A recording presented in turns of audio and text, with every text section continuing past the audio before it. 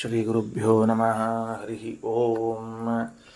ಪ್ರಾಣಾದೇರೀಶಿತಾರಂ ಪರಮಸುಖನಿಧಿಂ ಸರ್ವದೋಷವ್ಯಪೇತಂ ಸರ್ವಾಂತಸ್ಥಂ ಸುಪೂರ್ಣಂ ಪ್ರಕೃತಿಪತಿಮಜಂ ಸರ್ವಬಾಹ್ಯಂ ಸುನಿತ್ಯಂ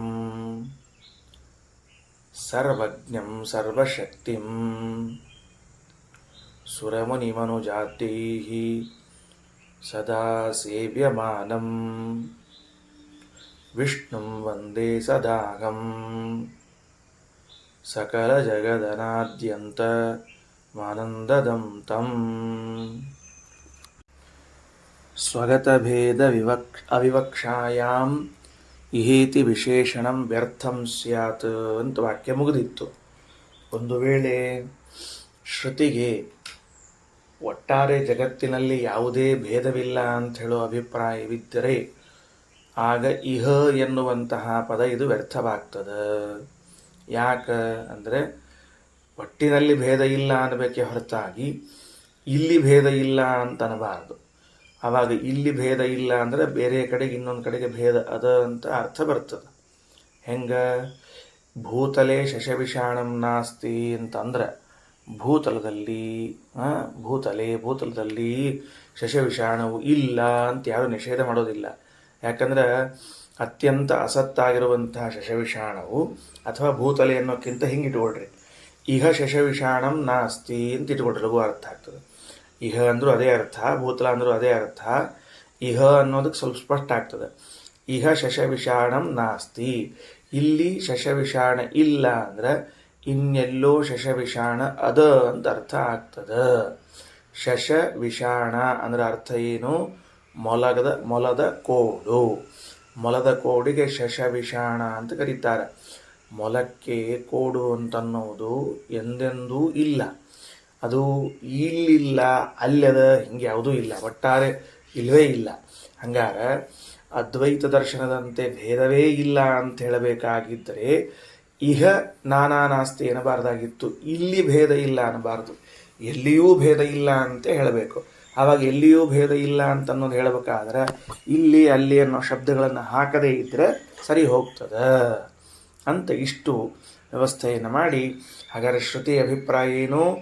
ಇಲ್ಲಿ ಭೇದ ಇಲ್ಲ ಅಂದರೆ ಪರಮಾತ್ಮನ ವಿಷಯದಲ್ಲಿ, ಅಂದರೆ ಅವನ ಅವಯವಗಳಿಗೂ ಅವನಿಗೂ, ಅವನ ಗುಣಗಳಿಗೂ ಅವನಿಗೂ, ಅವನ ಧರ್ಮಗಳಿಗೂ ಅವನಿಗೂ ಭೇದವಿಲ್ಲ ಎಂಬ ಅರ್ಥವನ್ನೇ ಮಾಡಬೇಕು. ಇದಿಷ್ಟು ಪೂರ್ವಪಾಠ. ಅದ್ಯಪಾಠ ಪ್ರಸಕ್ತಿ ಅಲ್ರಿ. ಅಲ್ಲಿ ಇನ್ನೊಂದು ಕಡೆಗೆ ಅದೇ 503ನೇ ಪುಟದಲ್ಲಿ ಮೇಲೆ ಮೃತ್ಯೋಸ್ಸ ಮೃತ್ಯುಂ ಗಚ್ಚತಿ ಯೈಹ ನಾನೇವ ಪಶ್ಯತಿ ಅಂತದ. ಇನ್ನೊಂದು ಕಡೆಗೆ ನೀವು ತಗೊಂಡದ್ದು ನೇಹ ನಾನಾಸ್ತಿ ಕಿಂಚನ ಅನ್ನೋ ಅಲ್ಲಿ ಬರೀ ನಾನಾ ಅದ. ಇನ್ನೊಂದು ಕಡೆಗೆ ನಾನೇವ ಪಶ್ಯತಿ ಅಂತದ ಅಲ್ಲ, ಅಂದರೆ ಇನ್ನೆರಡು ಕಡೆಗವ ನಾನೇವ ಪಶ್ಯತಿ ಅಂತ ತಿಳ್ಕೊಂಡು.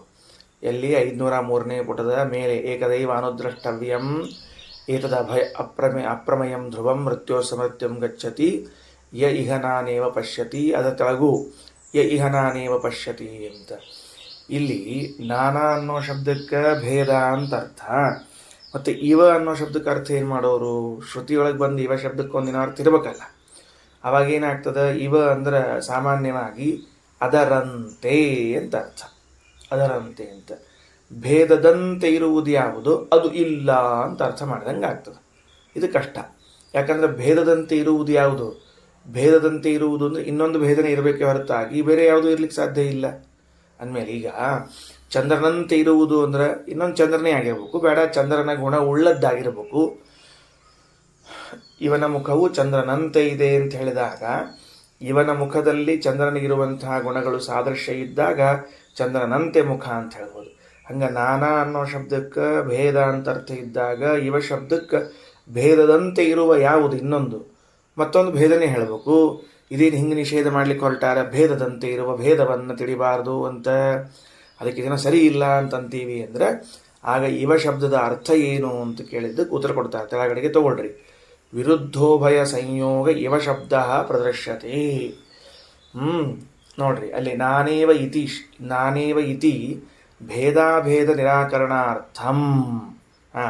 ಆ ವಾಕ್ಯ ಮುಗಿದದ. ಸ್ವಗತ ಭೇದ ಅವಿವಕ್ಷಾಯಾಮ್ ಅನ್ನೋ ವಾಕ್ಯ ಮುಗಿದು ನಾನೇವ ಇತಿ ಭೇದಾಭೇದ ನಿರಾಕರಣಾರ್ಥಂ ಹೊರಟದೀಗ. ಅಲ್ಲಿ ಇವ ಶಬ್ದದ ಅರ್ಥ ಏನು ಮಾಡ್ತೀವಿ ಅಂದ್ರೆ ಅಭೇದ ಅಂತ ಅರ್ಥ ಮಾಡ್ತೀವಿ. ಅಭೇದ ಅಂತ ಅರ್ಥ ಮಾಡ್ತೀರಿ ಅಂದರೆ ಅವಾಗ ನಾನಾ ಅಂದ್ರೆ ಭೇದ, ಇವ ಅಂದ್ರೆ ಅಭೇದ. ಭೇದ ಮತ್ತು ಅಭೇದ ಅಂದ್ರೆ ಹೌದು, ಭಗವಂತನ ವಿಷಯದಲ್ಲಿ ಭೇದಾಭೇದವನ್ನೂ ತಿಳಿಯತಕ್ಕದ್ದಲ್ಲ ಅಂತ ಹೇಳಬೇಕಾಗಿದೆ. ಏನು ತಿಳಿತಕ್ಕದ್ದಲ್ಲ? ಭಗವಂತನಿಗೂ ಭಗವಂತನ ಅವಯವಗಳಿಗೂ ಭೇದ ತಿಳಿಬಾರದು. ಅಷ್ಟೇ ಅಲ್ಲ, ಭೇದಾಭೇದವನ್ನೂ ತಿಳಿಯಬಾರದು. ಎರಡೂ ನಿಷಿದ್ಧ. ಅದಕ್ಕೆ ಎರಡನ್ನೂ ತಿಳಿಸುವುದಕ್ಕಾಗಿ ಶ್ರುತಿ ಏನು ಮಾಡಿದ ಅಂದರೆ ಇವ ಅನ್ನೋ ಶಬ್ದ ಇಟ್ಟದ. ಸರಿ ಆಯ್ತಾ? ಹಿಂಗೆ ಮಾಡ್ಕೋಣ ಅಂತ. ಹೆಂಗೆ ಅರ್ಥ ಮಾಡ್ಕೊಳ್ಳಿ ಈ ವಿಷಯವನ್ನ ಅಂದ್ರೆ ನೇಹ ನಾನಾಸ್ತಿ ಕಿಂಚನ, ಇಹ ಕಿಂಚನ ನಾನಾ ನಾಸ್ತಿ. ಈ ಬ್ರಹ್ಮನ ಅವಯವ ರೂಪಗುಣ ಕ್ರಿಯಾದಿಗಳಲ್ಲಿ ಒಂದೂ ಭೇದ ಇಲ್ಲ. ಇದು ಒಂದು ವಾಕ್ಯದ ಅರ್ಥ. ಎರಡನೇದ್ದು ಯಹ ಇಹ ನಾನಾ ಇವ ಪಶ್ಯತಿ. ಎರಡನೇ ವಾಕ್ಯ, ಯಾವ ವ್ಯಕ್ತಿಯು ಇಹ ಈ ಪರಮಾತ್ಮನ ರೂಪಗುಣ ವಿಷಯಗಳಲ್ಲಿ ನಾನಾ ಇವ ಪಶ್ಯತಿ ಭೇದಾಭೇದಗಳನ್ನು ಕಾಣ್ತಾನೋ ಅವನು ಮೃತ್ಯೋಸ್ಸಮೃತ್ಯುಂ ಗಚ್ಚತಿ ಅಂಧಂತಮಸ್ಸನ್ನು ಹೊಂದುತ್ತಾನೆ. ಹಿಂಗರ್ಥ. ಹೌದು, ಒಪ್ಪಿಕೊಂಡ್ವಿ, ನಿಮ್ಮ ಅರ್ಥ ಒಪ್ಪಿಕೊಂಡ್ವಿ. ಅಂದರೆ ಪರಮಾತ್ಮನಲ್ಲಿ ಭೇದವನ್ನೂ ಕಾಣಬಾರ್ದು, ಭೇದಾಭೇದವನ್ನೂ ಕಾಣಬಾರ್ದು ಅಂತ. ಇವ ಶಬ್ದದಲ್ಲಿ ಇವ ಶಬ್ದಕ್ಕೆ ಅಭೇದ ಅಂತ ಅರ್ಥ ಎಲ್ಲಿಂದ ಬಂತು? ಇವ ಶಬ್ದಕ್ಕೆ ಅದರಂತೆ ಅಂತ ಅರ್ಥ ಬರ್ತದೆ. ಬೇಡ, ಇವ ಶಬ್ದಕ್ಕೆ ಸ್ವಲ್ಪ ಅಂತ ಅರ್ಥ ಇಟ್ಟುಕೊಳ್ರಿ. ಇದನ್ನು ಬಿಟ್ಬಿಟ್ಟು ಅಭೇದ ಅನ್ನೋ ಅರ್ಥ ಹೆಂಗೆ ಬಂತು ಅಂದರೆ ಅದಕ್ಕೆ ಶಬ್ದತತ್ವ ಎಂಬ ಗ್ರಂಥದಲ್ಲಿ ವಿರುದ್ಧೋಭಯ ಸಂಯೋಗ ಇವ ಶಬ್ದ ಪ್ರದರ್ಶ್ಯತೆ. ಇವ ಅನ್ನೋ ಶಬ್ದಕ್ಕೆ ಇನ್ನೊಂದು ಅರ್ಥ ಅಂತ. ಏನು ಇನ್ನೊಂದು ಅರ್ಥ? ವಿರುದ್ಧವಾದ ಎರಡು ಪದಾರ್ಥಗಳನ್ನು ಸಂಗ್ರಹಿಸುವಂತಹ ಸಾಮರ್ಥ್ಯ ಉಂಟು. ಏನು ಬರ್ಕೋಬೇಕು ನಾವು? ಇವ ಅಂತ ಬರ್ಕೊಂಡು ವಿರುದ್ಧವಾದ ಎರಡರ ಸಂಯೋಗ, ಎರಡರ ಇರುವಿಕೆಯನ್ನು ತಿಳಿಸ್ತದೆ. ಮತ್ತೀಗ ಇವ ಶಬ್ದಕ್ಕೆ ಅದು ವಿರುದ್ಧವಾದದ್ದರ ಸಂಯೋಗವನ್ನು ತರ್ತದೆ. ಯಾವುದ್ರ ವಿರುದ್ಧವಾದದ್ದು? ಬರೀ ವಿರುದ್ಧ ಅಂದ್ಬಿಟ್ರೆ ಹಂಗೆ ಬೇಕಾದಷ್ಟು ವಿರುದ್ಧವ. ಕತ್ತಲೆ ಬೆಳಕು ಅದು ವಿರುದ್ಧದ, ಹಗಲು ರಾತ್ರಿ ಅದು ವಿರುದ್ಧದ, ಮನುಷ್ಯ ಮೃಗ ವಿರುದ್ಧದ.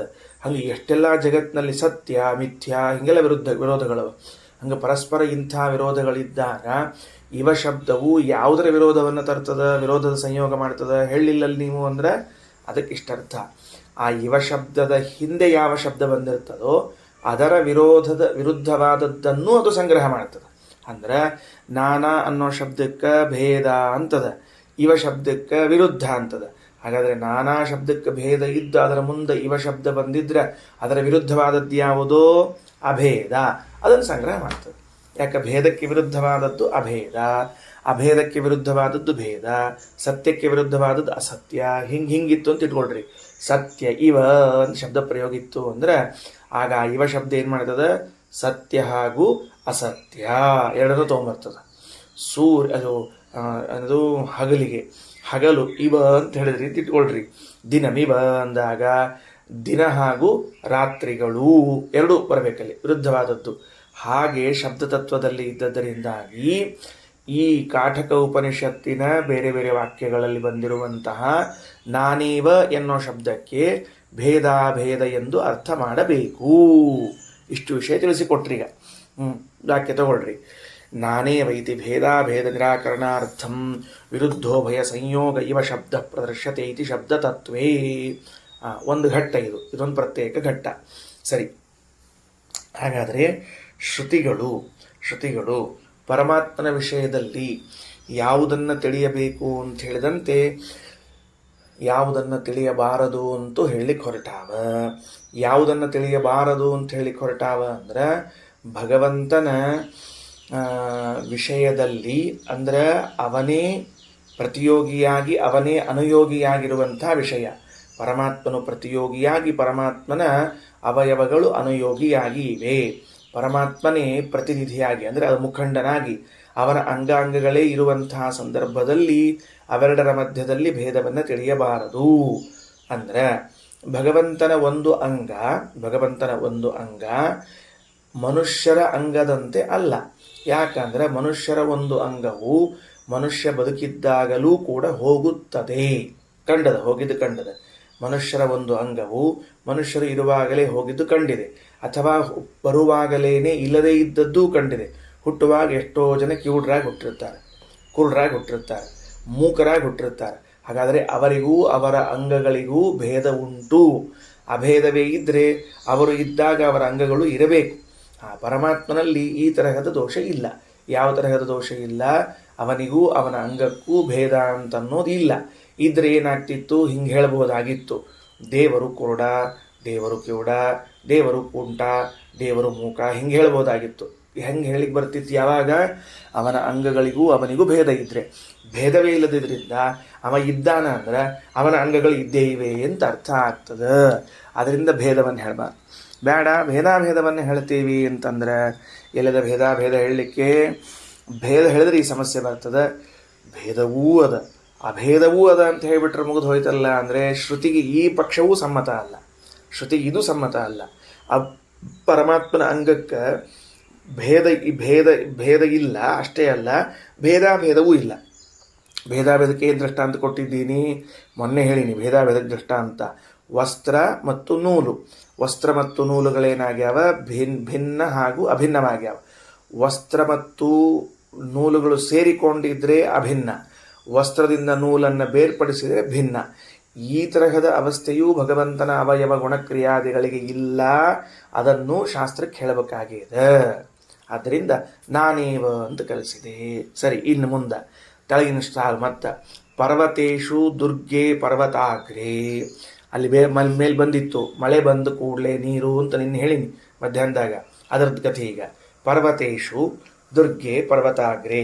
ಪರ್ವತೇಶು ದುರ್ಗೆ ಅನ್ನೋ ಶಬ್ದಕ್ಕೆ ಪರ್ವತದ ಎತ್ತರ ಭಾಗದಲ್ಲಿ ವೃಷ್ಟಂ ಮಳೆ ನೀರು ಬಿದ್ದದ್ದು, ಯಥಾ ಅಧೋ ವಿಧಾವತಿ ಹೇಗೆ ಕೆಳಗೆ ಬೀಳುತ್ತದೋ, ಏವಂ ಇದೇ ರೀತಿಯಾಗಿ ಪೃಥಕ್ ದೃಷ್ಟಾನ್ ಧರ್ಮಾನ್ ಭಗವಂತನಿಂದ ಭಗವಂತನ ಧರ್ಮಗಳನ್ನು ಪ್ರತ್ಯೇಕವಾಗಿ ಕಂಡ ಕೂಡಲೇ ಅನ್ವೇವ ತದನಂತರಮೇವ ಅಧೋ ಅಂಧೇ ತಮಸಿ ವಿಧಾವತಿ.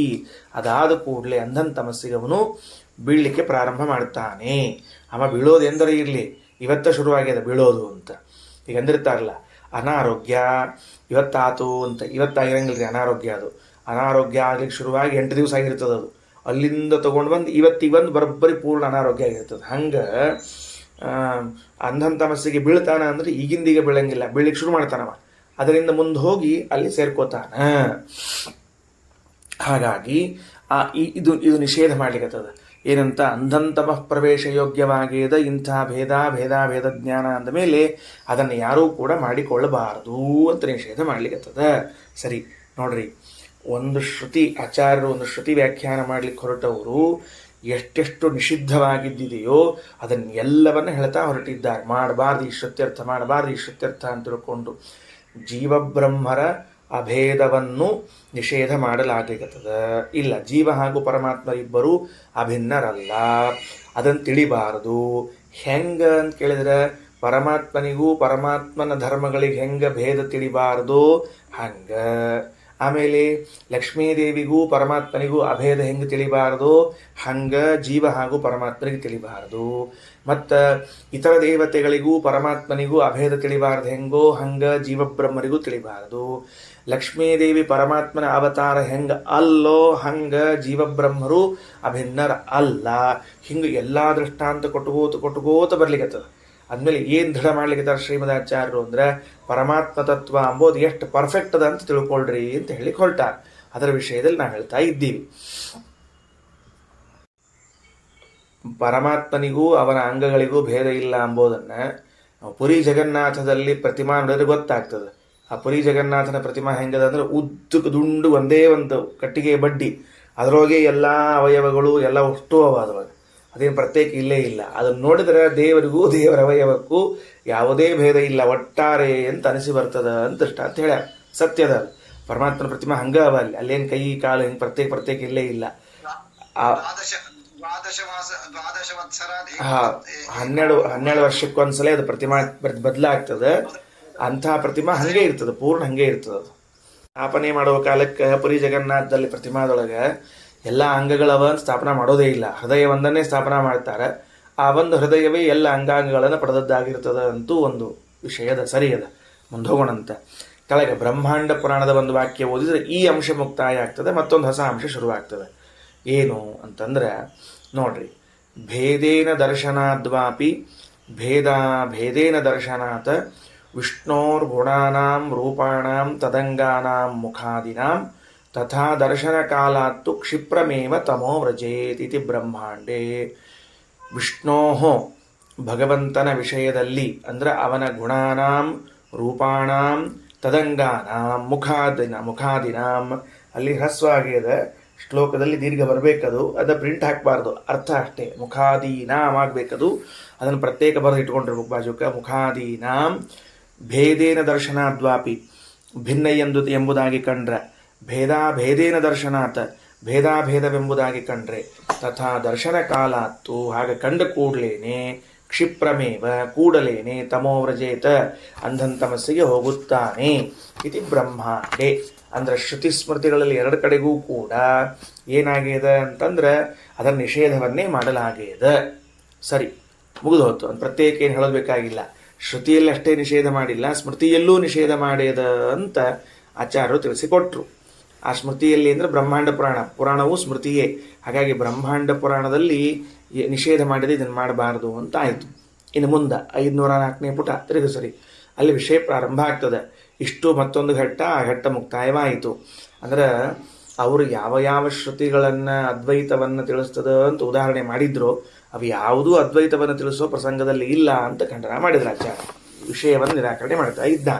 ಮುಂದೆ ಜುಷ್ಟಂ ಯದಾ ಪಶ್ಯತಿ ಅನ್ಯಮೀಶಂ ಅಸ್ಯ ಮಹಿಮಾನಮಿತಿ ವೀತಶೋಕಃ ದ್ವಾ ಸುಪರ್ಣಾ ಸಯುಜಾ ಸಖಾಯ ಯೋ ವೇದ ನಿಹಿತಂ ಗುಹಾಯಾಂ ಪರಮೇ ವ್ಯೋಮನ್ ಸೋಷ್ಣುತೆ ಸರ್ವಾನ್ ಕಾಮಾನ್ ಸಹ ಬ್ರಹ್ಮಣ ವಿಪಶ್ಚಿತ ಏತಮಾನಂದಮಯಮಾತ್ಮಾನಮುಪಸಂಕ್ರಮ್ಯ ಇಮಾನ್ ಲೋಕಾನ್ ಕಾಮಾನ್ನಿ ಕಾಮರೂಪ್ಯನು ಸಂಚರನ್ ಅಥಾತ ಆನಂದಸ್ಯ ಮೀಮಾಂಸಾ ಭವತಿ ಇತ್ಯಾರಭ್ಯ ಮಾನುಷಾದಿ ಬ್ರಹ್ಮಾಂತಾನಾಂ ಮುಕ್ತಾನಾಂ ಆನಂದೇ ಶತಗುಣ ವಿಶೇಷಶ್ಚ ಉಚ್ಯತೆ.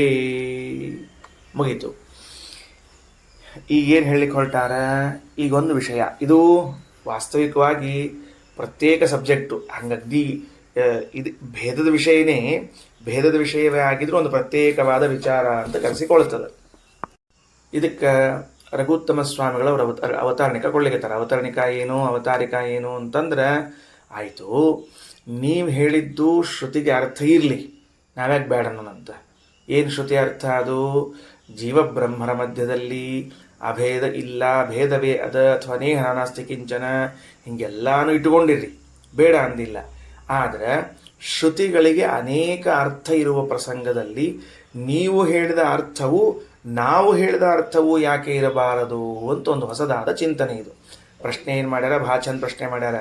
ಅದಕ್ಕೆ ರಘುತ್ತಮ ಸ್ವಾಮಿಗಳು ಅವತಾರಿಕ ಕೊಟ್ಟಾರೆ ಈ ಮಾತಿಗೆ. ಜುಷ್ಟಮ್ಯದ ಪಶ್ಯತಿ ಅಂತ ಅನ್ನೋದಕ್ಕೆ ನೋಡ್ರಿ, ಒಂದೊಮ್ಮೆ ನಾವಿಲ್ಲಿ ತನಕ ಈ ತರಹದ ಪ್ರಶ್ನೆ ಮಾಡಿಕೊಂಡಿರಲಿಲ್ಲ. ಏನು ಮಾಡ್ಕೊಂಡಿದ್ವಿ? ನೀವು ಹೇಳಿದ ಅರ್ಥ ಸರಿಯಲ್ಲ, ನಾವು ಹೇಳಿದ ಅರ್ಥ ಸರಿಯದ ಅಂತ ಇಷ್ಟೇ ಹೇಳಿದ್ವಿ. ಮಧ್ಯದಲ್ಲಿ ಯಾರೋ ಒಬ್ಬ ಭಾಳ ಬುದ್ಧಿವಂತ ಹೊರಟು ನೀವು ಹೇಳಿದ ಅರ್ಥವೂ ಇರಲಿ, ನಾವು ಹೇಳಿದ ಅರ್ಥವೂ ಇರಲಿ, ಯಾಕೆ ತಪ್ಪು ಅಂತ ಕೇಳಿದ್ರೆ ಏನು ಮಾಡೋರು? ಯಾಕೆ? ಶ್ರುತಿಗಳಿಗೆ ಅನೇಕ ಅರ್ಥ ಮಾಡ್ಲಿಕ್ಕೆ ಬರ್ತದೆ. ಅದನ್ನು ಪುರಾಣಗಳೇ ಹೇಳ್ಯದ, ಸ್ವತಃ ವೇದವೇ ಅನೇಕ ಕಡೆಗಳಲ್ಲಿ ತೋರಿಸಿಬಿಟ್ಟದ. ಏನಂತ ತೋರಿಸಿದ? ಒಂದು ಶ್ರುತಿಗೆ ಅನೇಕ ಅರ್ಥಗಳನ್ನು ಮಾಡ್ಲಿಕ್ಕೆ ಬರ್ತದೆ ಅಂತ. ಹೀಗಿರುವಾಗ ಅನೇಕ ಅರ್ಥಗಳನ್ನು ಮಾಡ್ಲಿಕ್ಕೆ ಅವಕಾಶ ಇದ್ದ ಸಂದರ್ಭದಲ್ಲಿ ನೀವು ಆ ರೀತಿ ಅರ್ಥ ಮಾಡ್ರಿ. ಏನಂತ? ಭೇದವಿಲ್ಲ ಪರಮಾತ್ಮನ ಅವಯವಗಳಿಗೆ, ಗುಣಗಳಿಗೆ ಅಂತ. ನಾವು ಜೀವಬ್ರಹ್ಮರ ಮಧ್ಯದಲ್ಲಿ ಭೇದ ಇಲ್ಲ ನಾವು ಅರ್ಥ ಮಾಡ್ತೀವಿ. ಅಲ್ಲಪ್ಪ, ಮತ್ತು ಒಂದಕ್ಕೊಂದು ವಿರುದ್ಧ ಅಲ್ಲೇನು ಅಂದ್ರೆ, ಶ್ರುತಿಗೆ ಅನೇಕ ಅರ್ಥ ಇದ್ದುದರಿಂದ ಶ್ರುತಿ ಅನೇಕ ಅರ್ಥ ಹೇಳುವಿಕೆ ಅನ್ನೋದು ಅದಕ್ಕೆ ಭೂಷಣವೇ ಹೊರತಾಗಿ ದೂಷಣ ಅಲ್ಲೇ ಅಲ್ಲ. ಅಂದ ಮೇಲೆ ಯಾಕೆ ನಾವು ಹೇಳಿದ ಅರ್ಥವನ್ನು ಹೇಳಬಾರ್ದು ಅಂತ ಅವ್ರ ಪ್ರಶ್ನೆ ಕೇಳಿದ್ರೆ ಏನು ಉತ್ತರ ಕೊಡ್ತೀರಿ? ಹಾಗಿದ್ರೆ ಶ್ರುತಿಯು ಅನೇಕ ಅರ್ಥವನ್ನು ಹೇಳುವುದು ತನಗೇ ಒಂದು ಸೌಂದರ್ಯ. ಅದು ಶ್ರುತಿ ಅನೇಕ ಅರ್ಥ ಹೇಳ್ತದೆ ಎಂಬುದೊಂದು ಭೂಷಣ. ಅಪೌರುಷೇಯವಾದ ವಾಣಿ ಏಕಾರ್ಥವನ್ನು ಬೋಧಿಸಿಕೊಡುವುದಾದರೆ ಮನುಷ್ಯವಾಣಿಗಿಂತಲೂ ಕಡಿಮೆ ಎನಿಸಬೇಕಾಗ್ತದೆ. ಯಾಕೆ? ಮನುಷ್ಯನ ಮಾತೆ ಅನೇಕಾರ್ಥ ಬೋಧಕ ಆಗ್ತದೆ. ಉದಾಹರಣೆಗೆ ಈ ಅಲಂಕಾರಗಳಲ್ಲಿ ಶ್ಲೇಷಾಲಂಕಾರವನ್ನು ತೆಗೆದುಕೊಂಡ್ರೆ ಒಂದಕ್ಕೆ ಎರಡೆರಡು ಅರ್ಥ ಬರ್ತದೆ, ಒಂದಕ್ಕೆ ಮೂರು ಮೂರು ಅರ್ಥ ಬರ್ತದೆ. ಹೀಗಿರೋ ಕಾಲದಲ್ಲಿ ಮನುಷ್ಯವಾಣಿಗೆ ಎರಡೆರಡು ಮೂರು ಮೂರು ಅರ್ಥವನ್ನು ಮಾಡಲಿಕ್ಕೆ ಬರ್ತಿರುವಾಗ ವೇದವಾಣಿಗೆ ಅನೇಕ ಅರ್ಥ ಇರುವುದು ಸ್ವಭಾವ. ಹಾಗಾಗಿ ನೀವು ಹೇಳಿದ ಭಗವಂತನ ಧರ್ಮಗಳಿಗೂ ಭಗವಂತನಿಗೂ ಭೇದ ಇಲ್ಲ ಅನ್ನೋ ಅರ್ಥವೂ ಇರಲಿ, ಭಗವಂತನಿಗೂ ಜೀವನಿಗೂ ಭೇದ ಇಲ್ಲ ಅನ್ನೋ ಅರ್ಥ ನಮ್ದು ಹೇಳಿದ್ದೂ ಇರಲಿ ಅಂತಂತೀನಿ. ಏನೀಗ ಅಂತಂದರೆ ಅದಕ್ಕೆ ಉತ್ತರ ಕೊಡ್ತಾರೆ. ಹೌದು, ಅನೇಕಾರ್ಥತ ಅಂತನ್ನೋದು ಭೂಷಣ ಅಂತನ್ನೋದನ್ನು ಒಪ್ಪಿಬಿಡ್ತೀವಿ, ಅನೇಕಾರ್ಥ ಅನ್ನೋದನ್ನು ಒಪ್ತೀವಿ. ಆದರೆ ಆ ಅನೇಕಾರ್ಥಗಳು ಹೆಂಗಿರಬೇಕು ಅನ್ನೋದ್ರಲ್ಲಿ ಒಂದು ಚರ್ಚೆ ಅದಲ್ಲ, ಅದನ್ನ ಯಾಕೆ ಬಿಡ್ತೀರಿ ಮತ್ತು ಸುಮ್ಮನೆ ಸರಿ ಇಲ್ಲೋ? ಅನೇಕಾರ್ಥಗಳು ಹೆಂಗಿರಬೇಕು ಅಂತನ್ನೋದು ಒಂದು ಅರ್ಥದಲ್ಲ ಮತ್ತದನ್ನು ಸರಿ. ಅನೇಕಾರ್ಥಗಳು ಹೆಂಗಿರಬೇಕು ಅಂತಂದ್ರೆ ಇನ್ನುಳಿದ ವೇದವಾಕ್ಯಗಳಿಗೆ ವಿರೋಧ ಬರದೇ ಇದ್ದಂಥ ಅನೇಕಾರ್ಥಗಳಿರಬೇಕು. ಈಗ ಅನೇಕಾರ್ಥವನ್ನು ಮಾಡ್ರಿ, ಅವಶ್ಯ ಒಂದು ಶ್ರುತಿಗೆ 10 ಅರ್ಥ ಮಾಡ್ರಿ, ಆದರೆ ಆ 10 ಅರ್ಥವೂ ಕೂಡ ಪ್ರಮಾಣ ಬಾಧಿತವಾಗಿರಬಾರದು, ಮತ್ತೊಂದು ಶ್ರುತಿಯಿಂದ ಬಾಧಿತವಾಗಿರಬಾರದು, ಶ್ರುತಿ ಸ್ಮೃತಿಗಳಿಗೆ ಸಮ್ಮತವಾಗಿರಬೇಕು. ಇಂಥ 10 ಅರ್ಥ ಮಾಡಬೇಕೇ ಹೊರತಾಗಿ ಒಂದು ಅರ್ಥವು ಅಬಾಧಿತವಾದದ್ದು ಇರಲಿ, ಇನ್ನುಳಿದ 8-10 ಅರ್ಥಗಳು ಪ್ರಮಾಣ ಬಾಧಿತವಾಗಿದ್ದರೂ ಇರಲಿ ಅಂತ ಮಾತ್ರ ಒಪ್ಪಿಕೊಳ್ಳಿಕ್ಕೆ ಬರುವುದಿಲ್ಲ. ನೋಡ್ರಿ ಎಷ್ಟು ಚಂದದ ಆಚಾರವಾದ, ಎಷ್ಟು ಚಂದ ನೋಡ್ರಿ, ಬರೆದಿಟ್ಕೊಳ್ರಿ ಅಂಶವನ್ನು. ಶ್ರುತಿಗಳಿಗೆ ಅನೇಕ ಅರ್ಥ ಇರುವುದು ಅತ್ಯಂತ ಸೌಂದರ್ಯಪೂರ್ಣವಾದದ್ದು, ಸಹಜವಾದದ್ದು, ಸ್ವಾಭಾವಿಕ. ಆದರೆ ಮುಂದಿನ ವಾಕ್ಯ, ಆದರೆ ಆ ಅರ್ಥಗಳು ಅವಿರುದ್ಧವಾಗಿರಬೇಕು, ಶ್ರುತಿ ಸ್ಮೃತಿಗಳಿಗೆ ಅವಿರುದ್ಧವಾಗಿರಬೇಕು. ಆ ಅರ್ಥವು ಶ್ರುತಿ ಸ್ಮೃತಿಗಳಿಗೆ ಅವಿರುದ್ಧವಾಗಿರಬೇಕು. ಹಂಗೆ ಬಿಟ್ಟು ಒಂದರ್ಥ ಮಾತ್ರ ಅವಿರುದ್ಧವಾದ ಅರ್ಥ ಆಗಿರಲಿ, ಯಾವುದೇ ಇರ್ಬೋದು ಅದು ಒಟ್ಟು 4 ಅರ್ಥ ಮಾಡಿರಿ ಅಂತ ಇಟ್ಕೊಟ್ರಿ ಒಂದು ಶ್ರುತಿಗೆ. 4 ಅರ್ಥಗಳನ್ನು ಮಾಡಿದಾಗ ಒಂದು ಅರ್ಥ ಮಾತ್ರ ಎಲ್ಲ ಶ್ರುತಿ ಸ್ಮೃತಿಗಳ ಸಂವಾದಿಯಾಗಿದ್ದು ಇನ್ನು 3 ಅರ್ಥ ಹೆಂಗೆ ಬೇಕಾದ್ರೆ ಹಂಗಿದ್ದು ನಡೀತದ ಅಂತ ಅನ್ಬಾರ್ದು. ಹಂಗೆ ಅನ್ಬಾರ್ದು, ಯಾಕಂದ್ರೆ ಅವಾಗ ಶ್ರುತಿಗೆ ಅಪ್ರಾಮಾಣ್ಯ ಬರುವಂಥ ಪ್ರಸಂಗ ಬರ್ತದೆ. ಅದರಿಂದ ಏನು ಮಾಡಬೇಕು, 4 ಅರ್ಥಗಳನ್ನು ಹೇಳಿದರೂ 4 ಅರ್ಥವೂ ಕೂಡ ಶ್ರುತಿ ಸ್ಮೃತಿಗಳ ಸಂವಾದಿಯಾಗಿರಬೇಕು, ವಿರುದ್ಧವಾಗಿರಬಾರದು, ಪ್ರಮಾಣ ಬಾಧಿತವಾಗಿರಬಾರದು. ಸರಿ ಆಗಲಿ. ಈಗ ನಮ್ಮ ಅರ್ಥ ಏನು ತ್ರಾಸ ಕೊಡ್ಲಿಕ್ಕತ್ತದಪ್ಪ ನಿಮಗೆ? ಏನು ಹೇಳಿಕತ್ತೀರಿ? ನಾವು ಹೇಳಿದ್ದು ಭಗವಂತನ ರೂಪಗುಣ ಕ್ರಿಯಾದಿಗಳಿಗೆ ಭೇದ ಇಲ್ಲ ಅಂತ ನಾವು ಹೇಳಿದ್ವಿ. ಈ ಅರ್ಥಕ್ಕೆ ಸಾಕಷ್ಟು ಪ್ರಮಾಣ ಕೊಟ್ಟಿದ್ದೀವಿ. ನೀವು ಹೇಳೋ ಅರ್ಥ ಏನದ? ಜೀವ ಹಾಗೂ ಬ್ರಹ್ಮನ ಮಧ್ಯದಲ್ಲಿ ಭೇದ ಇಲ್ಲ ಅಂತನೋ ಅರ್ಥ ಹೇಳಿಕತ್ತಿರಲ್ಲ, ಇದಕ್ಕೆ ಪ್ರಮಾಣದ ವಿರೋಧ ಬರ್ತದೆ. ತಗೊಳ್ರಿ ಮೊದಲನೇದ್ದು, ಜುಷ್ಟಂ ಯದಾ ಪಶ್ಯತಿ ಅನ್ಯಮೀಶಮಸ್ಯ ಮಹಿಮಾನಮಿತಿ ವೀತಶೋಕಃ. ಇದೊಂದು ಶ್ರುತಿ ಅದ. ಈ ಶ್ರುತಿ ಹಾಗೂ ದ್ವಾಸುಪರ್ಣ ಸಯುಜ ಸಖಾಯ ಸಮಾನಂ ಇಷ್ಟದ. ಅದು ಸಖಾಯ ಅರ್ಧ ಕೊಟ್ಟಾರ, ಮುಂದೆ ನೋಡ್ಕೊಳ್ರಿ ಏನಂತಾರ. ಈಗ ಜುಷ್ಟಂ ಅನ್ನೋ ಶಬ್ದಕ್ಕೆ ಅರ್ಥ ಏನು ಅಂದ್ರೆ ಜುಷಪ್ರೀತಿ ಸೇವನಯೋಹೋ ಅಂತ ಕ್ರಿಯಾಪದ. ಜುಷ್ಟಂ ಅಂದ್ರೆ ಸೇವ್ಯಂ ಅಂತ ಅರ್ಥ. ಸೇವ್ಯಂ ಅಂತಂದನೋ ಅರ್ಥ ಬರ್ಕೋಬೇಕು. ಜುಷ್ಟಂ ಮೇಲೆ ಸೇವ್ಯಂ ಅಂತ ಅರ್ಥ ಬರ್ಕೊಳ್ರಿ. ಯದಾ ಯಾವಾಗ ಪಶ್ಯತಿ ನೋಡುತ್ತಾನೋ ಅಸ್ಯ ಏನದು ಅನ್ಯಂ ಈಶಂ ಭಿನ್ನನಾದ ಪರಮಾತ್ಮನನ್ನು, ಅಸ್ಯ ಮಹಿಮಾನಂ ಅಸ್ಯ ಈ ಮಹಿಮಾನಂ ಮಹಿಮೆಯನ್ನು, ವೀತಶೋಕ ಅಂತಂದ್ರೆ ಮುಕ್ತನಾಗುತ್ತಾನೆ, ಶೋಕರಹಿತನಾಗುತ್ತಾನೆ ಅಂತ ಅರ್ಥ.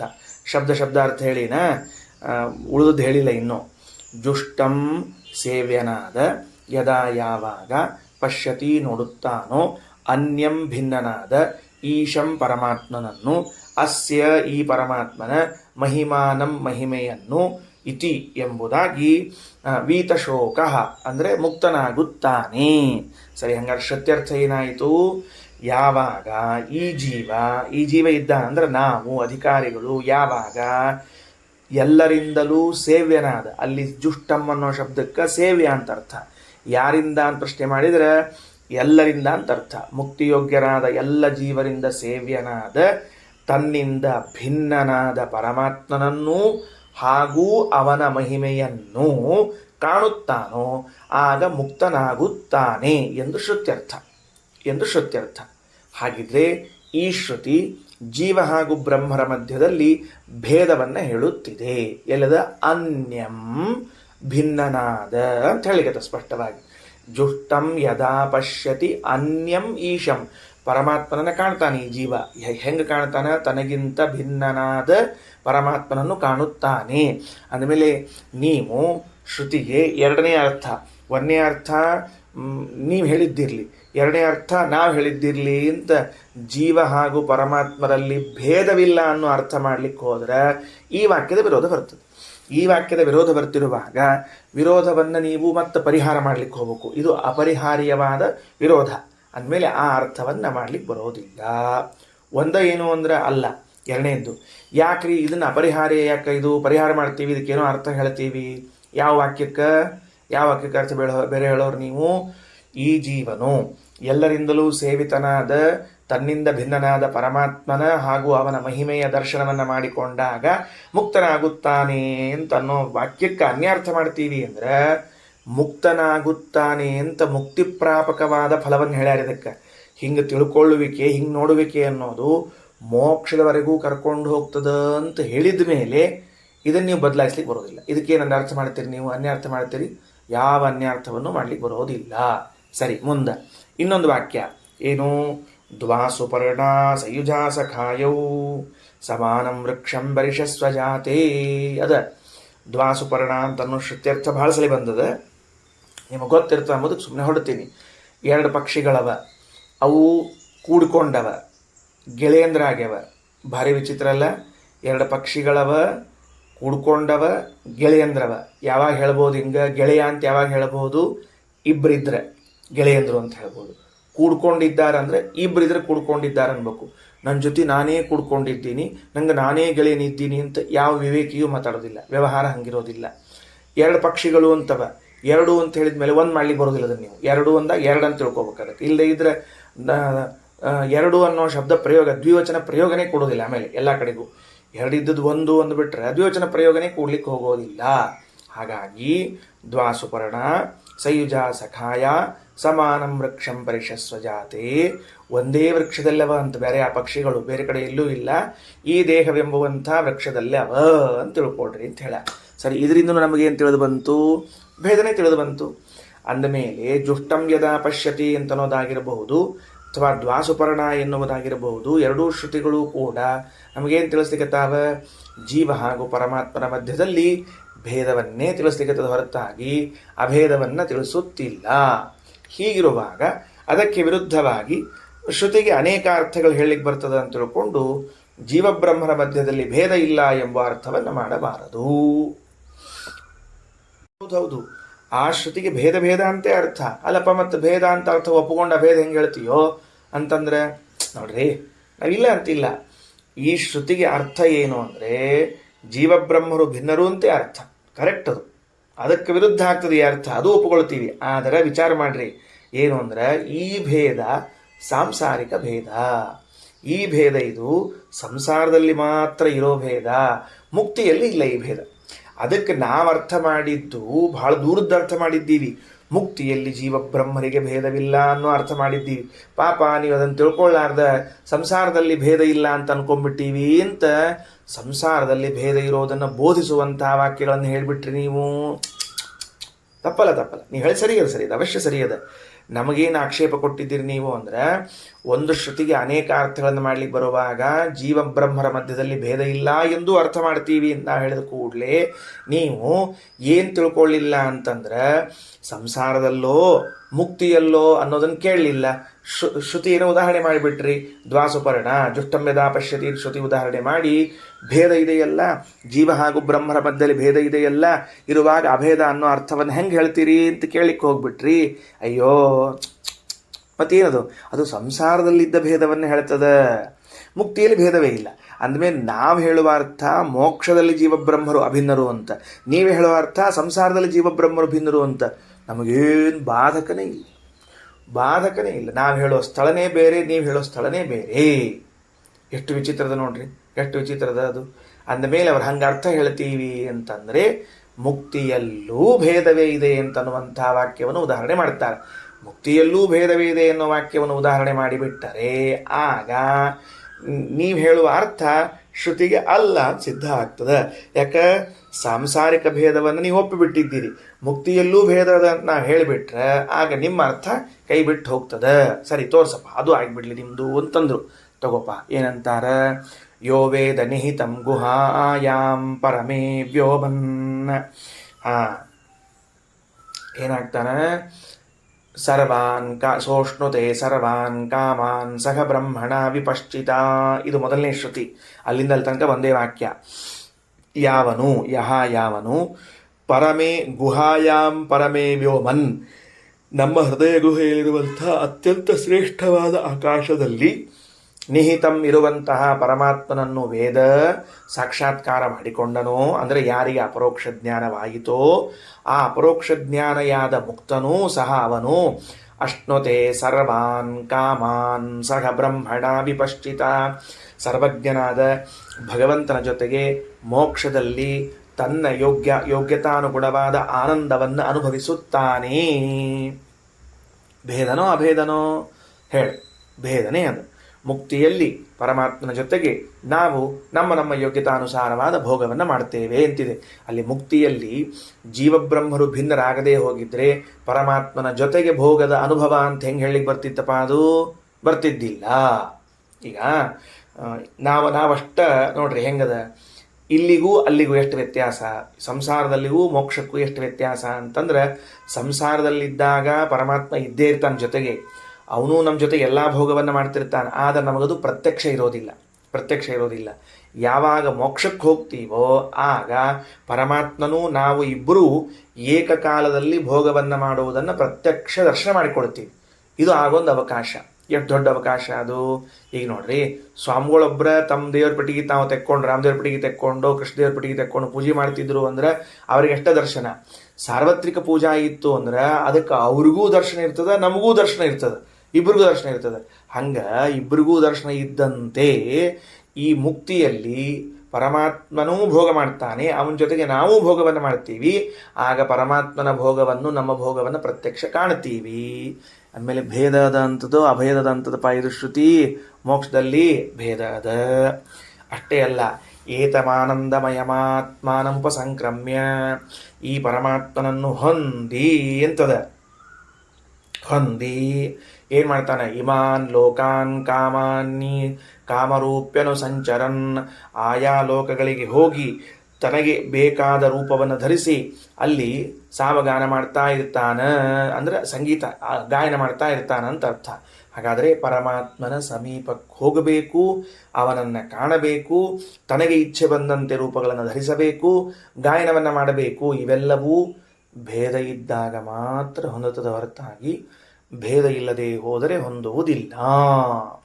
ಮತ್ತು ಅಥಾತಸ್ಯ ಆನಂದಸ್ಯ ಮೀಮಾಂಸಾ ಭವತಿ ಇತ್ಯಾರಭ್ಯ ಮಾನುಷಾದಿ ಬ್ರಹ್ಮಾಂತಾನಾಂ ಮುಕ್ತಾನಾಂ ಆನಂದೇ ಶತಗುಣ ವಿಶೇಷಶ್ಚ ಉಚ್ಯತೆ. ಏನಂತಾರ ನೋಡಪ್ಪ, ಮೋಕ್ಷದಲ್ಲಿ ಆನಂದದ ತಾರತಮ್ಯವನ್ನು ಕೂಡ ಹೇಳಲಾಗಿದೆ. ಕೆಳಗಿನ ದೇವತೆಗಳಿಗಿಂತ ಮೇಲಿನ ದೇವತೆಗಳಿಗೆ 100ರಷ್ಟು ಆನಂದ ಹೆಚ್ಚು, ಆ ದೇವತೆಗಿಂತ ಇನ್ನೂ ಮೇಲಿನವರಿಗೆ 100ರಷ್ಟು ಆನಂದ ಹೆಚ್ಚು. ಒಂದು ವೇಳೆ ಮುಕ್ತರಾದಾಗ ಎಲ್ಲರೂ ಅಭಿನ್ನರೇ ಆಗಿದ್ದರೆ ಇವರಿಗಿಂತ ಅವರಿಗೆ ಹೆಚ್ಚಾನಂದ, ಅವರಿಗಿಂತ ಅವರಿಗೆ ಹೆಚ್ಚಾನಂದ ಅಂತ ಹೆಂಗೆ ವ್ಯವಹಾರ ಮಾಡ್ಲಿಕ್ಕೆ ಬರ್ತದೆ? ಮೋಕ್ಷಕ್ಕೆ ಹೋದಾಗ ಬ್ರಹ್ಮರುದ್ರ ಗರುಡ ಶೇಷ ಎಲ್ಲರೂ ಟಪಕ್ಕಂತ ಒಂದೇ ಅಭಿನ್ನರು, ಎಲ್ಲರೂ ಅಭಿನ್ನರು ಆಗಿಬಿಟ್ರೆ, ನಾರಾಯಣನ ಅಭಿನ್ನ ಆಗಿಬಿಟ್ಟಿದ್ರೆ ಇವರಿಗಿಂತ ಆನಂದ ಅವರಿಗೆ ಹೆಚ್ಚು, ಅವರಿಗಿಂತ ಅವರಿಗೆ ಆನಂದ ಹೆಚ್ಚು ಅಂತ ಹೆಂಗೆ ಅನ್ಬೇಕು? ಆದ್ದರಿಂದ ಇವೆಲ್ಲವೂ ಕೂಡ ಮುಕ್ತಿಯಲ್ಲಿ ಭೇದವನ್ನು ತಿಳಿಸುವಂತಹ ವಾಕ್ಯಗಳೇ ಇವೆ ಅಂತ ಹೇಳಿದರು. ಆಗ ಮಧ್ಯದಲ್ಲಿ ಮತ್ತೊಬ್ಬರ ಪ್ರಶ್ನೆ. ಏನು ಪ್ರಶ್ನೆ? ಚಾನ್ಸೇ ಇಲ್ಲ, ಇದು ಮೋಕ್ಷದಲ್ಲಿರುವ ವ್ಯಕ್ತಿಗಳ ಭೇದ ಆನಂದದ ತಾರತಮ್ಯವನ್ನು ಹೇಳ್ತಿಲ್ಲ, ಹೊರತು ಸಂಸಾರದಲ್ಲಿ ಇದ್ದವರ ಆನಂದದ ತಾರತಮ್ಯವನ್ನೇ ಹೇಳ್ತದ ಅಂತಂತೀವಿ. ಮತ್ತವ್ರದ್ದು ಆಕ್ಷೇಪ, ಆಗಲೇ ಭೇದ ಅದ ಅಂತ ಹೇಳಿದ್ರೆ ಸಂಸಾರದಲ್ಲಿದ್ದವ್ರ ಭೇದದ, ಮೋಕ್ಷದಲ್ಲಿ ಭೇದ ಇಲ್ಲ ಅಂದರು. ಅದಕ್ಕೆ ಉತ್ತರ ಕೊಟ್ಟು ಕೂಡಲೇ ನಾವು ಇಷ್ಟೆಲ್ಲ ಕೊಟ್ಟವೆಲ್ಲ ಕೊನೆಯದಕ್ಕೆ ಹಿಡ್ಕೊಂಡ್ಬಿಟ್ಟವ. ಏನು ಹಿಡ್ಕೊಂಡ? ಆನಂದ ತಾರತಮ್ಯ. ಆನಂದ ತಾರತಮ್ಯ ಅನ್ನೋದು ಸಂಸಾರದಲ್ಲಿರ್ಬೇಕ್ರಿ, ಮೋಕ್ಷದಲ್ಲಿ ಇಲ್ಲ ಅಂತ. ಈ ಪ್ರಸಂಗದಲ್ಲಿ ಬೇಕಾದ್ರೆ ಮತ್ತು ಈ ಆನಂದ ತಾರತಮ್ಯ ಅಂತನ್ನೋದು ಇಲ್ಲ ಮೋಕ್ಷದಲ್ಲಿ ಅಂತಂತಾರೆ. ಅದಕ್ಕೆ ಶ್ರೀಮದಾಚಾರ್ಯ ವಾಕ್ಯ ಮುಂದಿಂದು ಏನಂತ, ಮುಕ್ತಾನಾಂಚ ಅಯಂ ವಿಶೇಷ, ಈ ಭೇದ, ಇದು ಈ ತಾರತಮ್ಯ, ಉತ್ತಮತ್ವ ಅಧಮತ್ವ ಅಂತನ್ನೋದು ಮುಕ್ತರಿಗೂ ಉಂಟು. ಈ ವಿಶೇಷ ಅನ್ನೋ ಶಬ್ದಕ್ಕೆ ಅರ್ಥ ಏನು? ತಾರತಮ್ಯ, ಆನಂದ ತಾರತಮ್ಯ ಅಂತ ಅರ್ಥ. ಇಲ್ಲಿ ವಿಶೇಷ ಶಬ್ದಕ್ಕೆ ಅರ್ಥ ಬರ್ಕೊಳ್ರಿ. ಆನಂದ ತಾರತಮ್ಯವು, ಆನಂದ ತಾರತಮ್ಯ ಅಂದ್ರೆ ಆನಂದವುಳ್ಳ ಚೇತನರ ತಾರತಮ್ಯ ಅಂತೆ ಅರ್ಥದಕ್ಕೆ. ಸರಿ, ಆನಂದ ತಾರತಮ್ಯವೂ ಎಲ್ಲದ ಅಂತಂದ್ರೆ ಮೋಕ್ಷದಲ್ಲೂ ಅದ, ಕೇವಲ ಸಂಸಾರ ಇಲ್ಲ. ಇದು ಸಂಸಾರದಲ್ಲಿರುವಂತಹ ಭೇದ ಅಂತ ತಿಳಿಬಾರದು, ಇದು ಮುಕ್ತಿಯಲ್ಲಿರುವಂತಹ ಭೇದ ಅರ್ಥಾತ್ ತಾರತಮ್ಯ ಅಂತ ತಿಳಿಬೇಕು. ಹೌದು, ನಿಮಗೆ ಮನಸ್ಸಿಗೆ ಬಂತು ಅಂತ ತಿಳ್ಕೊಂಡು ಇದು ಮುಕ್ತಿಯೊಳಗದ, ನಿಮಗೆ ಮನಸ್ಸಿಗೆ ಬಂತು ಅಂತ ತಿಳ್ಕೊಂಡು ಇದು ಸಂಸಾರದಾಗದ, ಹಿಂಗ್ಯಾಕೆ ಹೇಳಬೇಕು? ಸಂಸಾರದಾಗದ ನಿಮಗೆ ಮನಸ್ಸಿಗೆ ಬಂದ ಅಂತ ಹೇಳ್ತೀರಿ, ನಮಗೆ ಮನಸ್ಸಿಗೆ ಬಂದ ಅಂತಲ್ಲಪ್ಪ. ಅಲ್ಲಿರೋ ಆ ವ್ಯಕ್ತಿಗೆ ಕೊಟ್ಟ ವಿಶೇಷಣವನ್ನು ನೋಡು. ಏನು ವಿಶೇಷಣ ಕೊಟ್ಟಿದ್ದಾರಲ್ಲಿ? ಶ್ರೋತ್ರಿಯಸ್ಯ ಚ ಕಾಮಹತಸ್ಯ ಅಂತ ವಿಶೇಷಣ ಅದ. ಏನು ಹೇಳಿಕತ್ತಾರ? ಆನಂದದ ತಾರತಮ್ಯದಲ್ಲಿ ಎಣಿಸಲಾದ ಚೇತನರು ಹೇಗಿದ್ದಾರೆ? ಮೊದಲನೇ ಕಕ್ಷೆಯಲ್ಲಿ ಕೂತ ಒಬ್ಬ ಚೇತನ ಇದ್ದಾನ, ಮುಕ್ತನಾಗ್ಯಾನ. ಅವ ಹೆಂಗಿದ್ದಾನ ಅಂದ್ರೆ ಶ್ರೋತ್ರಿಯಸ್ಯ ಚ ಕಾಮಹತಸ್ಯ. ಎರಡನೇ ಕಕ್ಷೆಯಲ್ಲಿ ಕೂತಾನ, ಅವ ಆನಂದ ಉಳ್ಳವನಾಗ್ಯಾನ. ಹೆಂಗಿದ್ದಾನ? ಶ್ರೋತ್ರಿಯಸ್ಯ ಚ ಕಾಮಹತಸ್ಯ. ಮೂರನೇ ಕಕ್ಷೆಯಲ್ಲಿ ಕೂತಾನ, ಮುಕ್ತನಾಗ್ಯಾನ, ಆನಂದ ಅನುಭವಿಸ್ಲಿಕ್ಕತ್ತಾನ. ಅವ ಹೆಂಗಿದ್ದಾನ? ಶ್ರೋತ್ರಿಯಸ್ಯ ಚ ಕಾಮಹತಸ್ಯ ಅಂತ ಎಲ್ಲ ಮುಕ್ತರನ್ನ ಕುರಿತು ಹೇಳಲಿಕ್ಕೆ ಹೊರಟದ. ಶ್ರೋತ್ರಿಯಸ್ಯ ಚ ಅಕಾಮಹತಸ್ಯ ಅಂತ ಹೇಳಿಕ್ಕೆ ಹೊರಟದ. ಅಂದ್ರೆ ಶ್ರೀಮದಾಚಾರ್ಯ ಪ್ರಕಾರ ಶ್ರೋತ್ರಿಯಸ್ಯ ಮತ್ತು ಅಕಾಮಹತಸ್ಯ ಅನ್ನೋ ಶಬ್ದಗಳು ಅಲ್ಲಿ ಹೇಳಲಾದ ವ್ಯಕ್ತಿಗಳನ್ನು ಮುಕ್ತರು ಎಂದು ತಿಳಿಸುತ್ತದೆ. ನೋಟ್ ತಗೊಳ್ಬೇಕು. ಏನಂತ? ಈ ಶ್ರೋತ್ರಿಯಸ್ಯ ಚ ಅಕಾಮಹತಸ್ಯ ಅನ್ನುವ ಪದಗಳು ಅಲ್ಲಿ ಹೇಳಲಾದ ವ್ಯಕ್ತಿ ಸಂಸಾರದಲ್ಲಿ ಇದ್ದವನಲ್ಲ, ಮುಕ್ತನಾದವನೇ ಎಂದು ತಿಳಿಸತಕ್ಕಂಥದ್ದಾಗಿದೆ. ಯಾವ ಎರಡು ವಿಶೇಷಣಗಳನ್ನು ಕೊಟ್ಟದ್ದರಿಂದಾಗಿ ಇವರು ಮುಕ್ತನು ಅಂತ ತಿಳಿಸ್ತಾ ಇದೆಯೋ ಆ ವಿಶೇಷಣಗಳ ಅರ್ಥ ಏನು? ಶ್ರೋತ್ರಿಯಸ್ಯ ಅನ್ನೋ ಅರ್ಥ ಏನು? ಆಮೇಲೆ ಅಕಾಮಹತಸ್ಯ ಅನ್ನೋ ಶಬ್ದಕ್ಕೆ ಅರ್ಥ ಏನು? ಆ ಶಬ್ದದ ಅರ್ಥ ಗೊತ್ತಾದಾಗ ನಾವೇನು ಹೇಳಬಹುದು? ಇದು ಈ ವಿಶೇಷಣ ಉಳ್ಳ ವ್ಯಕ್ತಿ ಮುಕ್ತನೋ ಅಥವಾ ಸಂಸಾರದಲ್ಲಿ ಇದ್ದವನು ಅಂತ ನಿರ್ಧಾರ ಮಾಡ್ಲಿಕ್ಕೆ ಬರ್ತದೆ. ಅದರ ಅರ್ಥ ಏನು? ಅದಕ್ಕೆ ಶ್ರೀಮದಾಚಾರ್ಯ ಅಂತಾರೆ, ಮುಂದ ವಾಕ್ಯಗಳು, ಆ ಮುಂದಿನ ವಾಕ್ಯವನ್ನು ಮೊದಲೇ ಅನುಸಂಧಾನ ಮಾಡಿಕೊಂಡು ಹೇಳಿಕತ್ತೀನಿ. ಏನಂತ? ಮಹಾಭಾರತದಲ್ಲಿ ಈ ತರಹದ ವಾಕ್ಯ ಅದ. ಶ್ರೋತ್ರಿಯ ಅಂತನ್ನೋ ಶಬ್ದಕ್ಕೆ ಅರ್ಥ ಏನು? ಕೇಳಿಸ್ಕೊಳ್ರಿ ಮೊದಲು. ಈಗ ಸಾಮಾನ್ಯವಾಗಿ ಶ್ರೋತ್ರಿಯ ಶಬ್ದದ ಅರ್ಥವು ಮತ್ತು ಮಹಾಭಾರತದಲ್ಲಿ ಹೇಳಲಾದ ಅರ್ಥವು ಸ್ವಲ್ಪ ಕೂದಲೆಳೆಯಷ್ಟು ವ್ಯತ್ಯಾಸದ. ಅದನ್ನು ತಿಳ್ಕೊಳ್ರಿ. ಏನು? ಶ್ರೋತ್ರಿಯ ಅನ್ನೋ ಶಬ್ದಕ್ಕೆ ವೇದವನ್ನು ಅಧ್ಯಯನ ಮಾಡಿದವನು ಅಂತ ಅರ್ಥ. ಶ್ರೋತ್ರಿಯ ಶಬ್ದಕ್ಕೆ ಅರ್ಥ ಏನು? ಮೂಲ ಅರ್ಥ ಏನು? ವೇದವನ್ನು ಅಧ್ಯಯನ ಮಾಡಿದವನು. ಬರ್ಕೊಂಡು ಶ್ರೋತ್ರಿಯ ಅಂತಂದ್ರೆ ವೇದವನ್ನು ಅಧ್ಯಯನ ಮಾಡಿದವನು. ಈಗ ಮೂಲಾರ್ಥ ಏನು ಬಂತು? ಶ್ರೋತ್ರಿಯ ಅನ್ನೋ ಶಬ್ದಕ್ಕೆ ವೇದಾಧ್ಯಯನ ಮಾಡಿದವನು ಅಂತ. ಸ್ವಲ್ಪ ಗಮನಿಸ್ರಿ. ಮನೆಯಲ್ಲಿ ನಡೆಯುವಂತಹ ಎಲ್ಲ ಕರ್ಮಗಳಿಗೆ ಏನೇನು ನಾವು ಕರ್ಮಗಳನ್ನು ಮಾಡ್ತಿರ್ತೇವೆ ಅಂದ್ರೆ ಶ್ರಾದ್ದ, ದೇವತಾರಾಧನಾ, ಬ್ರಾಹ್ಮಣ ಭೋಜನ ಅಥವಾ ಮತ್ತೇನಾದರೂ ಮನೆಯಲ್ಲಿ ಮಂಗಳ ಕಾರ್ಯಕ್ರಮಗಳು ಇದ್ದರೆ ಆಗ ಶ್ರೋತ್ರಿಯ ಬ್ರಾಹ್ಮಣರು ಬರಬೇಕು ಅಂತ ವ್ಯವಸ್ಥೆ ಅದ. ಶ್ರೋತ್ರಿಯ ಬ್ರಾಹ್ಮಣರು ಬರಬೇಕು ಅಂದ್ರೆ ವೇದಾಧ್ಯಯನವನ್ನು ಮಾಡಿದ ಬ್ರಾಹ್ಮಣರು ಬರೋದು ಬಹಳ ಉತ್ತಮ. ವೇದಾಧ್ಯಯನ ಮಾಡಿದವ್ರು ಬರಬೇಕು. ಈಗ ಆ ಇನ್ನೊಂದದರಿ ಏನದ ಅಂತಂದ್ರೆ ನಮಗೆ ಎಷ್ಟು ರೀತಿಯಿಂದ ಹೇಳ್ಯದ ವೇದಾಧ್ಯಯನಕ್ಕೆ ಮಹತ್ವ ಎಷ್ಟು ಹೇಳಿದ ಅಂತಂದ್ರೆ, ಮನೆಯಲ್ಲಿ ಪಿತೃಕಾರ್ಯ ನಡೀತಾ ಇದೆ ಅಂತ ಇಟ್ಕೊಳ್ರಿ, ಅಥವಾ ಮನುಷ್ಯ ಕಾರ್ಯ ನಡೀತಾ ಇದೆ, ದೇವತಾ ಕಾರ್ಯ ನಡೀತಾ ಇದೆ. ಪಿತೃಕಾರ್ಯ, ಮನುಷ್ಯ ಕಾರ್ಯ, ದೇವತಾ ಕಾರ್ಯಗಳು ಮೂರು ನಡೀತಾ ಇರುವಾಗಲೂ ಮನೆಗೆ ಬ್ರಾಹ್ಮಣ ಬರಬೇಕು. ಎಂಥ ಬ್ರಾಹ್ಮಣ ಬರಬೇಕು ಅಂದ್ರೆ ಶ್ರೋತ್ರಿಯ ಬ್ರಾಹ್ಮಣ ಬರಬೇಕು, ವೇದಾಧ್ಯಯನ ಮಾಡಿದ ಬ್ರಾಹ್ಮಣ ಬರಬೇಕು. ಇಷ್ಟು ಹೇಳಿದ ಮೇಲೆ ಆ ವೇದಾಧ್ಯಯನ ಮಾಡಿದ ಬ್ರಾಹ್ಮಣನ ಬಗ್ಗೆ ಎಷ್ಟು ಹೇಳ್ತಾರ ಅಂತಂದ್ರೆ, ಯಾಚೇತ ಶ್ರೋತ್ರಿಯಸ್ಯ ಅನ್ನಂ ತದಭಾವೇ ಜಲಂ ಪಿಬೇತ್ ಅಂತದ. ಅಂದ್ರೆ ನಮಗೊಂದೊಮ್ಮೆ ಭಿಕ್ಷಾ ಕೇಳೋ ಪರಿಸ್ಥಿತಿ ಬಂತು ಅಂತ ಇಟ್ಕೊಳ್ರಿ. ಬಂದಾಗ ಎಲ್ಲಿ ಹೋಗ್ಬೇಕು? ದೊಡ್ಡ ಶ್ರೀಮಂತನಿದ್ದಾನ, ಅವನ ಮನೆಗೆ ಹೋಗಿ ಭಿಕ್ಷಾ ಕೇಳ್ಕೊಂಡು ತಿಂತೀನಿ ಅಂತ ಹೋಗಬಾರ್ದಂತ. ಶ್ರೋತ್ರಿಯಸ್ಯ ಅನ್ನಂ ಯಾಚೇತ. ಯಾರು ವೇದಾಧ್ಯಯನ ಮಾಡಿದಂಥವ ಇದ್ದಾನೋ ಅವನ ಮನೆಗೆ ಹೋಗಿ ನಮಗೊಂದಿಷ್ಟು ಅನ್ನ ಕೊಡ್ರಪ್ಪ, ಇವತ್ತು ನಮಗೆ ಪರಿಸ್ಥಿತಿ ಬಹಳ ಗಂಭೀರದ ಅಂತ ಕೇಳಬೇಕಂತ. ಅದು ಶಾಸ್ತ್ರದಲ್ಲಿ ವಿಹಿತವಾದ ಮಾತು, ನೆನ್ಪಿಟ್ಕೊಳ್ರಿ. ಭಿಕ್ಷಾ ಕೇಳ್ರಿ ಅಂತ ವಿಧಾನ ಮಾಡ್ಲಿಕ್ಕತ್ತದ. ಆದರೆ ಯಾರಿಗೆ ಕೇಳಬೇಕು ಅಂದ್ರೆ ಶ್ರೋತ್ರಿಯಸ್ಯ ಅನ್ನಂ ಯಾಚೇತ. ಇಲ್ಲ ಅವ್ರ ಮನೆಯಾಗೆಲ್ಲ ಅವರಿಗೆ ಪಾಪ ಕಷ್ಟದ, ಅವರಿಗಿಲ್ಲ, ಅಥವಾ ಅವರಲ್ಲಿ ಈಗೆಲ್ಲ ಊಟ ಆಗಿ ಹೋಗ್ಬಿಟ್ಟದ, ಏನು ಮಾಡೋದು ಅಂದ್ರೆ ತದಭಾವೇ ಜಲಂ ಪಿಬೇತ್. ಇಲ್ಲದೇ ಹೋದ್ರೆ ನೀರು ಕುಡಿದು ಬರ್ರಿ ಅವ್ರ ಮನೆಯಾಗಿಂತ. ಅಂದ್ರೆ ಅಷ್ಟು ವೇದಾಧ್ಯಯನಕ್ಕೆ ಮಹತ್ವ ಕೊಟ್ಟಿದ್ರು ಹಿಂದಕ್ಕೆ. ಇಲ್ಲ ನಿಮ್ಮ ಮನೆಯಾಗ ನೀರು ಕುಡ್ರಿ, ಆದ್ರೆ ಅನ್ನ ಕೇಳೋದು ಅವ್ರನ್ನ ಕೇಳ್ರಿ, ಬೇರೆಯವ್ರ ಕಡೆ ಕೇಳಲಿಕ್ಕೆ ಹೋಗ್ಬೇಡ್ರಿ. ಏನು ಆಶ್ಚರ್ಯ ರೀ, ಎಂಥ ದೃಢ ನಿರ್ಧಾರ ಅವತ್ತಿನ ಕಾಲದ ಜನರಿಗೆ. ವೇದಾಧ್ಯಯನ ಅಂತ ಅನ್ನೋದನ್ನು ಉಸಿರು ಮಾಡ್ಕೊಂಡಿದ್ರು. ಯಾಚೇತ ಶ್ರೋತ್ರಿಯಸ್ಯ ಅನ್ನಂ ತದಭಾವೇ ಜಲಂ ಪಿಬೇತ್ ಅಂತಂದ್ರೆ, ಒಂದೊಮ್ಮೆ ವೇದಾಧ್ಯಯನ ಮಾಡಿದ ಬ್ರಾಹ್ಮಣನ ಮನೆಯಲ್ಲಿ ಭಿಕ್ಷಾ ಕೇಳ್ಕೊಂಡು ಬದುಕ್ರಿ, ಅನ್ನ ಇದ್ದಿದ್ದಿಲ್ಲ ಅಂದ್ರೆ ನೀರು ಕುಡ್ಕೊಂಡು ಬದುಕ್ರಿ, ಬೇರೆ ಕಡೆಗೆ ಹೋಗಿ ಕೇಳಬೇಡ್ರಿ ಅಂತನ್ಬೇಕಾದ್ರೆ ವೇದಾಧ್ಯಯನವನ್ನು ಮಾಡಬೇಕು ಅಂತ ಎಷ್ಟು ಮಹತ್ವದ ನೋಡ್ಕೊಳ್ರಿ. ಅದಕ್ಕೆ ಶ್ರೋತ್ರಿಯಸ್ಯ ಅಂತ ಅನ್ನೋ ಶಬ್ದಕ್ಕೆ ವೇದಾಧ್ಯಯನವನ್ನು ಮಾಡಿದ ಅಂತ ಅರ್ಥ, ಮೂಲ ಅರ್ಥ. ಆದರೆ ಶ್ರೀಮದಾಚಾರ್ಯರು ಮಹಾಭಾರತದ ಅರ್ಥವನ್ನು ಹೇಳ್ತಾರೆ. ಅಂದರೆ ಮಹಾಭಾರತದಲ್ಲಿ ಹೇಳಿದಂತೆ ಅರ್ಥವನ್ನು ಹೇಳ್ತಾರೆ. ಬರೇ ವೇದಾಧ್ಯಯನ ಮಾಡಿದ್ದಲ್ಲ, ವೇದ ಅಧ್ಯಯನದ ಫಲವನ್ನು ಹೊಂದಿದವನು ಯಾರೋ ಅವನನ್ನು ಶ್ರೋತ್ರಿಯ ಎಂದು ಕರೆಯಬೇಕು. ಶ್ರೋತ್ರಿಯ ಶಬ್ದಕ್ಕೆ ವೇದಾಧ್ಯಯನ ಮಾಡಿದವನು ಅಂತ ಮೂಲ ಅರ್ಥ. ಮಹಾಭಾರತ ಕೊಟ್ಟ ಅರ್ಥ ವೇದಾಧ್ಯಯನದ ಫಲವನ್ನು ಹೊಂದಿದವನು ಶ್ರೋತ್ರಿಯ. ಯಾಕೆ? ಬರೇ ಅಧ್ಯಯನ ಮಾಡಿ ಪ್ರಯೋಜನ ಏನು? ಅಧ್ಯಯನ ಮಾಡಿದ ಮೇಲೆ ಅಧ್ಯಯನದ ಫಲವನ್ನು ಹೊಂದಬೇಕು.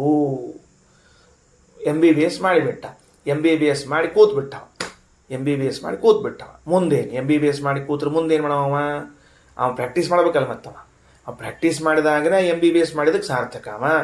MBBS ಮಾಡಿ ಮನ್ಯಾಗ ಮತ್ತು ಚೇರ್ ಮೇಲೆ ಕಾಲ್ ಹಾಕ್ಕೊಂಡು TV ಅನ್ಕೋತ ಕೂತ್ಕೊಂಡ್ಬಿಟ್ಟಾನ, ಹೊರಗೆ ಬೋರ್ಡ್ ಹಾಕ್ಯಾನ MBBS ಅಂತ ತಿಳ್ಕೊಂಡು. ಅದು ಫಲವಾ? ಅದು ಪ್ರಯೋಜನವಾ? ಅಲ್ವಲ್ಲ. ಶ್ರೀಮದಾಚಾರ್ಯ ಅಂತಾರೆ, ಬರ ವೇದಾಧ್ಯಯನ ಮಾಡಿದ್ರೆ ಏನು ಪ್ರಯೋಜನ? ವೇದಾಧ್ಯಯನದ ಫಲ ಬರಬೇಕಲ್ಲ. ಯಾವ ಫಲ ಬರಬೇಕು? ವೇದಾಧ್ಯಯನದ ಮುಖ್ಯ ಫಲ ಯಾವುದು ಅಂತ ಕೇಳಿದ್ರೆ ಮೋಕ್ಷ. ವೇದಾಧ್ಯಯನದ ಮುಖ್ಯ ಫಲ ಯಾವುದು? ಮೋಕ್ಷ. ಅದನ್ನು ಪಡೆದಾಗಲೇನೆ ಅವ ನಿಜವಾದ ಅರ್ಥದಲ್ಲಿ ಶ್ರೋತ್ರಿಯ ಎಂದು ಕರೆಸಿಕೊಳ್ಳುತ್ತಾನೆ. ವೇದವನ್ನು ಅಧ್ಯಯನ ಮಾಡಿ ಆ ಮೂಲಕವಾಗಿ ವೇದಾಧ್ಯಯನದ ಮುಖ್ಯ ಫಲವೆನಿಸಿರುವಂತಹ ಮುಕ್ತಿಯನ್ನು ಪಡೆದಾಗಲೇನೆ ಅವನನ್ನು ನಾವು ಶ್ರೋತ್ರಿಯ ಎಂದು ಕರೆಯಬೇಕು. ಹಾಗಾಗಿ ಇಲ್ಲಿ ಶ್ರೋತ್ರಿಯ ಶಬ್ದ ಇದ್ದರಿಂದ ಇಲ್ಲಿ ಹೇಳಲಾಗಿರುವಂತಹ ವ್ಯಕ್ತಿಗಳು ಯಾರು? ಮುಕ್ತರು. ಆಮೇಲೆ ಮುಕ್ತರಲ್ಲಿ ಆನಂದದಲ್ಲಿ ತಾರತಮ್ಯ ಇದೆ ಅಂತಂದ ಮೇಲೆ ಭೇದ ಇದೆ ಅಂತ ಸಿದ್ಧವಾಗುತ್ತದೆ. ಶ್ರೀಕೃಷ್ಣಾರ್ಪಣಮಸ್ತು.